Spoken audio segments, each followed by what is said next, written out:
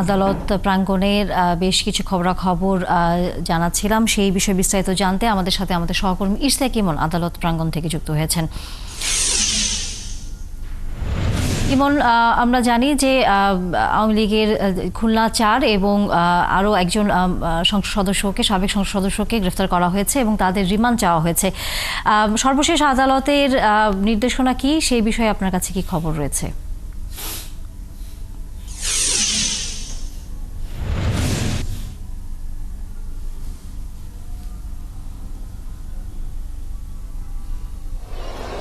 ধন্যবাদ তানিয়া। সবশেষ আমাদের কাছে যে তথ্য, গত ২৪ ঘন্টায় আটক হয়েছেন ৬ জন যাদেরকে আদালতে তোলা হবে। এর মধ্যে ২ জনকে আদালতে তোলা হয়েছে।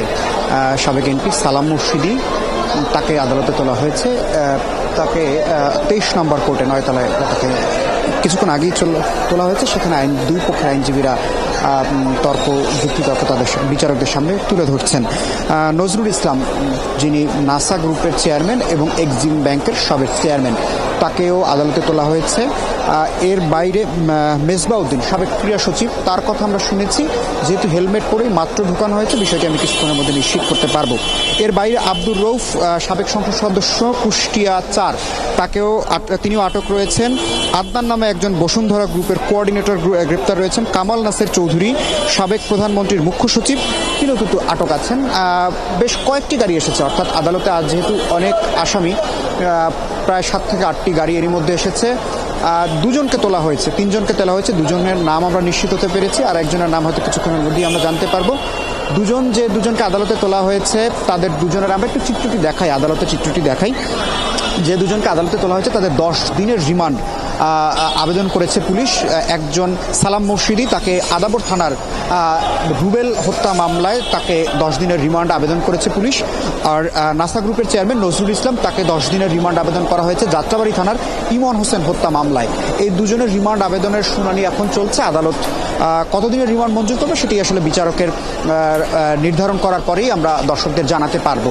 এর বাইরে একটু বলে রাখি যে কিছুক্ষণ আগেই যখন নজরুল ইসলামকে আদালতে তোলা হয়েছিল, তখন তার সাথে ৪-৫ জনকে আমরা দেখেছি যারা একই সাথে আসামিদের সাথে পুলিশের সাথে হেঁটে যাচ্ছিলেন।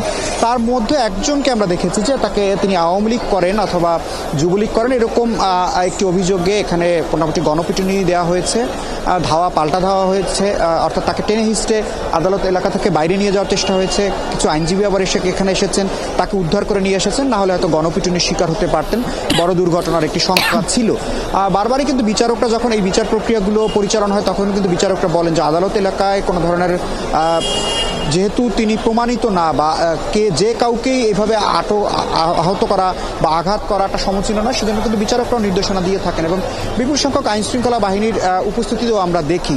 তার মধ্যে যে ঘটনাটি ঘটেছে সেটি নিশ্চয়ই আদালতে যে প্রসিকিউশন যারা দেখেন, নিরাপত্তার বিষয়টি দেখেন, সে বিষয়টি তারা আরও কড়াকড়ি হবেন। এবং সে বিষয়ে আমরা দেখেছি যে আদালত থেকে আইনজীবীরা বাইরে বেরিয়ে এসে তারাই আসলে যাকে আহত করা হয়েছে, যাকে মারধর করা হয়েছিল, তাকে উদ্ধার করে নিয়ে গেছেন। তিনি কোনো একটি মামলার বাদী, এরকমই বলা হয়েছিল, বাদী অথবা তিনি কোনো আসামির স্বজন, এরকম হতে পারে ধারণা করা হচ্ছে।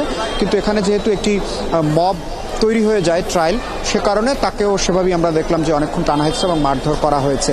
এর বাইরে আরও এখনও ৩ থেকে ৪ জন আসামি রয়েছেন, যে আসামিদের আদালতে পর্যায়ক্রমে তোলা হবে এবং তাদের কিন্তু রিমান্ড আবেদন করা হবে। সেক্ষেত্রে ৭ থেকে ১০ দিনের রিমান্ড আবেদনগুলোই আমরা বেশি পাচ্ছি যে এরকম আবেদন পুলিশ করছে, এবং সবগুলোই কিন্তু হত্যা মামলা। অর্থাৎ জুলাই আগস্টের যে গণহত্যা হয়েছে, সেখানে যে মামলাগুলো দায়ের করা হয়েছে, সেই মামলাগুলোর আসামি এবং গ্রেপ্তার দেখিয়ে তাদের কিন্তু সেই রিমান্ড আবেদনগুলো করা হচ্ছে। এবং সেখানে এখন পর্যন্ত সালাম মুর্শিদি যেহেতু আদালতে রয়েছেন, আদালতে তাকে তোলা হয়েছে। নজরুল ইসলাম এবং সাবেক এমপিও ২ জন রয়েছেন, তাদের ২ জনকে তোলা হতে পারে।